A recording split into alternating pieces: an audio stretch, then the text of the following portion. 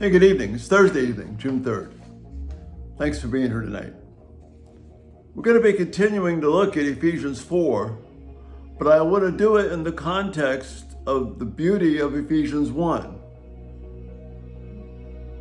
As we said, this is a letter that Paul wrote, and it's totally worth spending the time of picking it apart and working at it and studying it. But it's also very important to realize this is a unit. And when this letter was first read, it was read in its entirety to people. And they caught a flow, they caught a meaning of it. So the way Paul opens the letter is meant to carry throughout the rest of the letter. And we noted this morning, in verse 18 of chapter 1, I pray also that the eyes of your heart may be enlightened, in order that you may know the hope to which you have been called, the riches of his glorious grace in the saints. And, this is the key phrase for tonight, and his incomparably great power for us who believe. The incomparably great power of God. Now it's important to hang on to those words when Paul goes through the beautiful picture of these first half of the book about the love of God and how wonderful it is. And then in the middle of what we call chapter 4, Paul then breaks and he takes a moment out and he says, after talking about the beautiful, wonderful love of Christ, wanting us to grasp how rich and deep and wonderful it is, and the power of God working through his people, he says this, so I tell you this and insist on it in the Lord, that you must no longer live, walk, or think the way the Gentiles do. Because their way of, the last couple of videos, the way of thinking is futile. It's dark. Their understanding, they're separated from the life of God.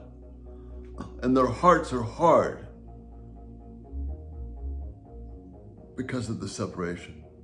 And then in verse 19, we read this, these folks who have wandered this way in their futility, in their hard hearts, they have lost all sensitivity.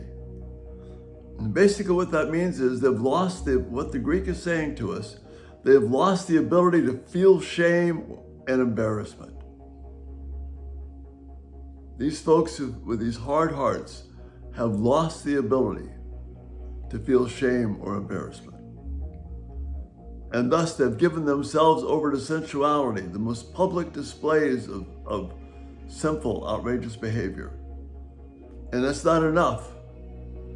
They indulge in that, every kind of this impurity, with a continual lust for more. And I want to take this last phrase, the continual lust for more, of these lust-driven acts of deeds of the flesh, wanting more and more and more, never satisfied, never at ease. No matter what sin you indulge in, it's never enough. Pornography starts with supposedly just a little bit and it keeps graduating more and more and more and more. It's never enough. You can never make it gross enough. It gets worse. Whatever sin you wander into that pulls you into lust, it's never enough. And so I'm going to contrast that with what we just read in chapter 1. Paul prays that the eyes of your heart may be enlightened in order that you may know the hope to which you've been called, the riches of his glorious grace, the glorious inheritance, and his incomparably great power for those of us who believe. You see, there's this hungering in the heart for the beauty of God. And Paul wants us to carry that throughout the rest of the book. So in dark contrast, if we're not hungering for God, if we're not blown away by his incomparably great power, then we open the door to being overtaken by the hard-heartedness of the Gentiles. That is, people who are not thinking the way God has called us to think, who live life as if God doesn't matter. That's the biblical definition of a fool. They've given themselves over to sensuality, indulging in every kind of impurity. They've lost the ability to have shame or even embarrassment. and they're never satisfied. And there's a continual lust for more. That's the comparison. The heart that is hard is never satisfied. The heart that is soft before God and His incomparably great power is satisfied. And the more of God, the more we want, not out of lust, but out of fulfillment and beauty. So let's take these verses, these words in chapter 4, and not strip them from the context of the beauty of the glory of God. So this is not just, no, don't do that, don't break this rule.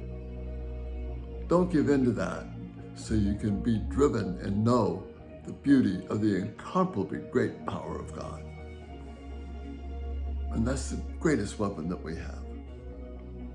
Think about that this night. Lord willing, we'll see you in the morning. Have a great evening. Bye-bye.